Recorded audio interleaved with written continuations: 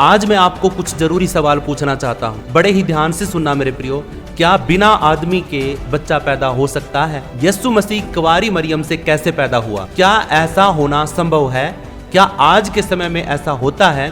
क्या ये साबित हो सकता है? क्या विज्ञान इसको मानता है? क्या कोई और भी है जो आदमी और औरत के मिलन के बिना पैदा हुआ हो?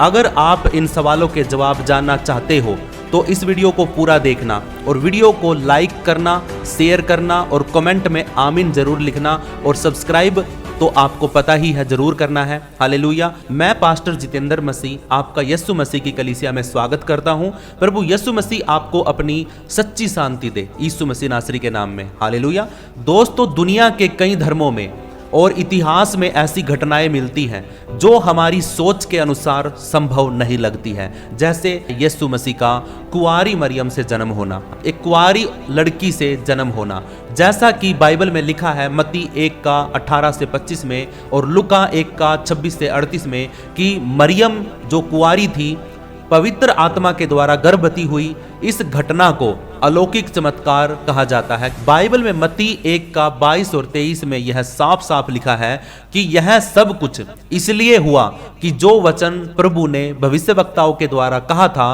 वह पूरा हो। जैसे यशायाह 7 का 14 में लिखा है कि देखो, एक कुंवारी गर्भवती होगी और एक पुत्र जनेगी और उसका नाम इमानुएल रखा जाएगा, जिसका अर्थ है परमेश्वर हमारे साथ है। हालेलुया। इस घटना से हम यह समझ सकते हैं कि कभी कभी परमेश्वर की शक्ति हमारी समझ से बाहर होती है। यह केवल एक कहानी नहीं है मेरे प्रियो, बल्कि यह परमेश्वर की योजना है। यह उसकी शक्ति का चिन्ह है मेरे प्रियो, जो हमारी सोच से भी बहुत ऊंचा है। हालेलुया। दोस्तों, आज मैं आपको अपने हिंदू धर्म में पैदा हुए देवताओं के बारे में बताऊंगा ताकि कोई ये सवाल ना कर सके कि बाइबल में यीशु मसीह बिना बाप के, बिना पिता के कैसे पैदा हो सकते हैं। तो आप इस वीडियो को पूरे ध्यान से सुनना। सबसे पहले सुनो मेरे प्रियो, राम की पत्नी सीता जो धरती से उत्पन्न हुई। वाल्मीकि रामायण बालकांड में रामायण के अनुसार मिथिला के राजा जनक एक दिन यज्ञ की तैयारी कर रहे थे। अब वह अपने आप हल चला करके खेत को खोद कर शुद्ध कर रहे थे, तो तभी धरती जब फटी तो एक कन्या प्रकट हुई। राजा जनक ने उस कन्या को उठाया और कहा, यह कन्या मुझे धरती से प्राप्त हुई है। तो मेरे प्रियो, सीता का जो जन्म है गर्भ से नहीं हुआ बल्कि धरती से हुआ और मृत्यु भी धरती में समाने के कारण ही हुई। इसीलिए उसे अयोनिजा कहा जाता है, अयोनिजा, जो धरती से जन्मी हो। अब दूसरा उदाहरण है द्रौपदी, जो अग्नि से उत्पन्न हुई। महाभारत के अनुसार राजा द्रुपद को द्रोणाचार्य से बदला लेना था। उन्होंने इसके लिए एक यज्ञ यानी महायज्ञ कराया। उसी अग्नि से एक कन्या प्रकट हुई, वही द्रौपदी थी। द्रौपदी का जन्म गर्भ से नहीं, यज्ञ की आग से हुआ, इसलिए उसे अग्निजा और यज्ञ सैनी कहा गया। इस घटना को देवी प्रकट होना कहा जाता है, ना कि जन्म होना। दूसरा उदाहरण है कर्ण का जन्म, कुंती और सूर्य के मिलन से। तो एक कुंवारी कुंती को एक ऋषि से मंत्र मिला था। उस मंत्र से वे किसी भी देवता को बुला सकती थी। बच्चा पाने की इच्छा में कुंती ने सूर्य देव का आह्वान किया। सूर्य देव प्रकट हुए और उसके तेज से कर्ण उत्पन्न हुए। महाभारत में साफ लिखा मेरे प्रियो, कुंती कुंवारी थी, लेकिन उसके साथ सूर्य का संबंध माना गया है। चौथा उदाहरण है मेरे प्रियो, हनुमान का जन्म कैसे हुआ। हनुमान की माता थी अंजना। अंजना एक तपस्विनी थी। उसने वायुदेव की पूजा की तो वायुदेव की शक्ति से उसे पुत्र की प्राप्ति हुई। हनुमान को शिव के अंश का तेज भी कहा जाता है, जिसको वायुदेव द्वारा अंजना तक पहुंचाया गया, इसलिए हनुमान को कहा जाता है पवन पुत्र। पांचवा उदाहरण है मेरे प्रियो, कार्तिकेय का जन्म कैसे हुआ। शिव के तेज को पार्वती धारण नहीं कर सकी तो वह तेज अग्निदेव को सौंपा गया। अग्निदेव ने उसे गंगा में छोड़ दिया और गंगा ने उसे आगे बढ़ा दिया। अंत में 6 कृतिकाओं ने उस बालक का पालन पोषण किया। कृतिकाएं 6 बहनें थी। इन्होंने इस अंश को पाला तो इसके 6 मुंह हो गए, इसीलिए इस बालक को कार्तिकेय कहा गया। छठा उदाहरण है मेरे प्रियो, गणेश का जन्म कैसे हुआ। माता पार्वती ने अपने शरीर के मैल से एक बालक की रचना की, उसमें प्राण फूके, वह बालक जीवित हो गया, वही गणेश है। और बाद में शिव ने गणेश को पुत्र के रूप में स्वीकार भी कर लिया। मेरे प्रियो, हिंदू ग्रंथ बताते हैं कि कई महान लोग सामान्य जन्म से पैदा नहीं हुए बल्कि अलौकिक शक्ति से प्रकट हुए। हुए, इसीलिए अलौकिक जन्म की धारणा असंभव नहीं है। अब मैं आपको बताऊंगा कि हमारी धरती पे कुछ जीव हैं जिनको हम देखते भी हैं और जानते भी हैं, वो बिना नर के बच्चे पैदा कर सकते हैं।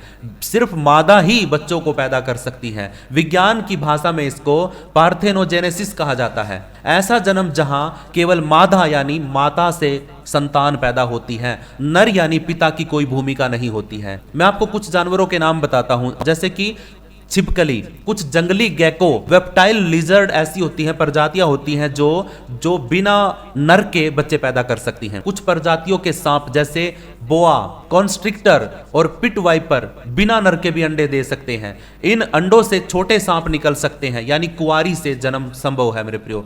कुछ मछलियां हैं, अमेजोन मोली, केवल मादा ही इसमें अंडे देती है, मछलियां बढ़ती हैं। यह मछली केवल मादा मछली के डीएनए से ही जीवन उत्पन्न करती है, यानी नर की जरूरत नहीं होती है। कई जंगली चींटियों में यह देखा गया है कि उनके अंदर एक राजकुमारी मादा होती है, क्वीन आंट बोलते हैं उसको। अपने जीवन काल में वो कुछ अंडे बिना नर के अंडे दे देती है। कुछ मधुमक्खियां होती हैं, इनकी भी कुछ प्रजातियां होती हैं जो सिर्फ मादा ही बच्चे पैदा कर सकती हैं। अब मैं आपको बताऊंगा कि विज्ञान इसके बारे में क्या बताता है। आईवीएफ यानी इन विट्रो फर्टिलाइजेशन, बिना गर्भ के बच्चा पैदा होना। जैसे आईवीएफ का मतलब है गर्भाशय के बाहर एक औरत के गर्भ के बिना बाहर ही बच्चा बना देना।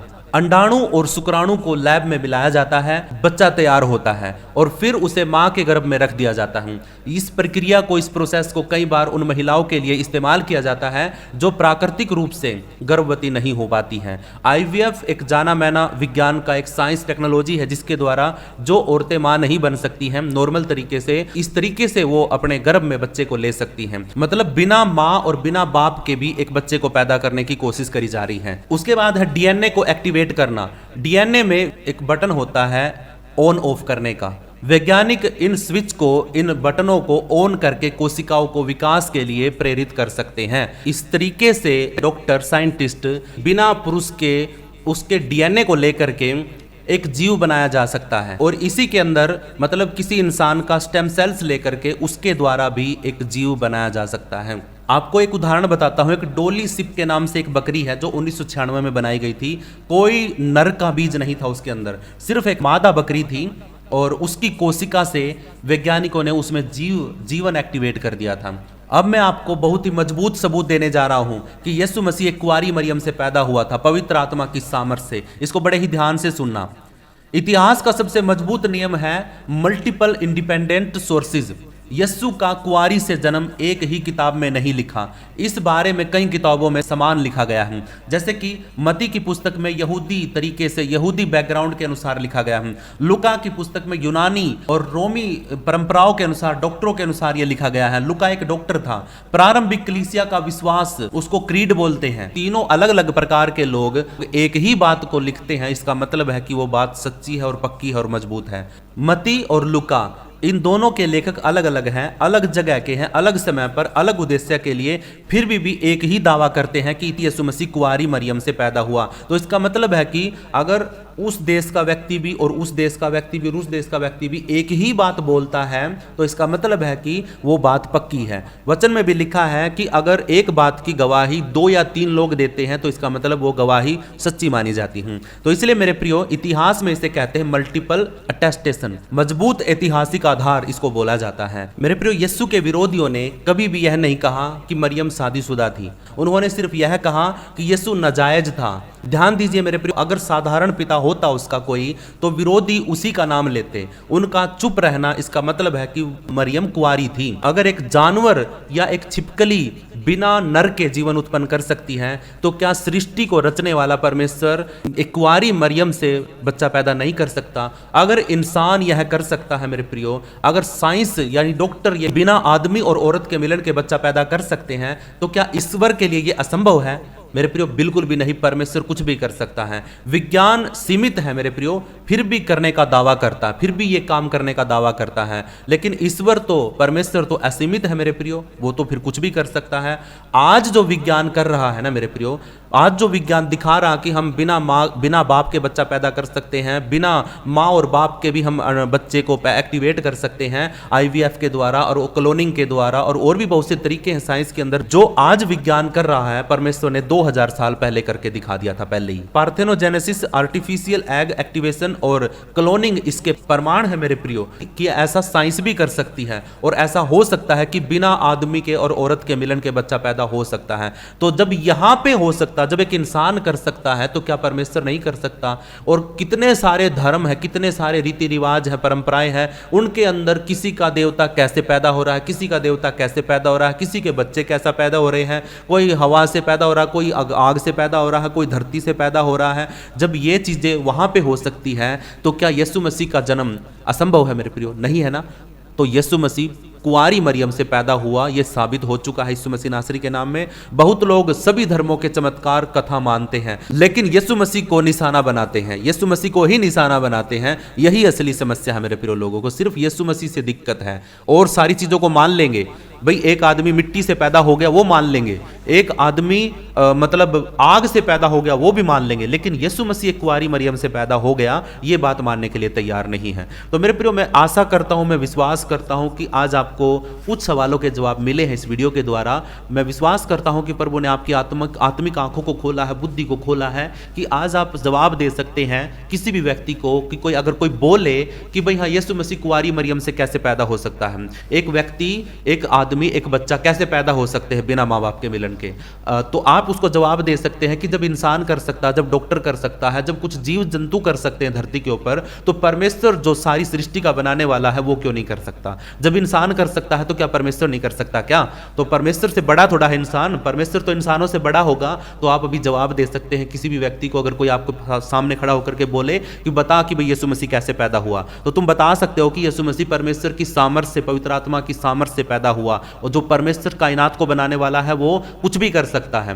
तो फिर आप उसको बता सकते हैं कि जब साइंस कर सकती है, डॉक्टर कर सकते हैं, धरती के लोग कर सकते हैं, और तुम्हारे देवी देवता जब इस तरीके से पैदा हो सकते हैं, कोई हवा से, कोई आग से, कोई पानी से, कोई खीर से, कोई किसी तरीके, कोई हांडी में, इस तरीके से जब पैदा हो सकते, तो हम यीशु मसीह क्यों नहीं पैदा हो सकता? यीशु मसीह कुंवारी से पैदा क्यों नहीं हो सकता?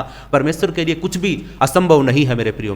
तो मैं आशा करता हूं आपको इन सवालों के जवाब मिल गए हैं, अब आप किसी के सामने वाले का मुंह बंद कर सकते हैं। विश्वास करता हूं कि आपको सारी बातें समझ में आ गई हैं, और अगर आपका कोई सवाल है तो आप मुझे कमेंट में पूछ सकते हैं।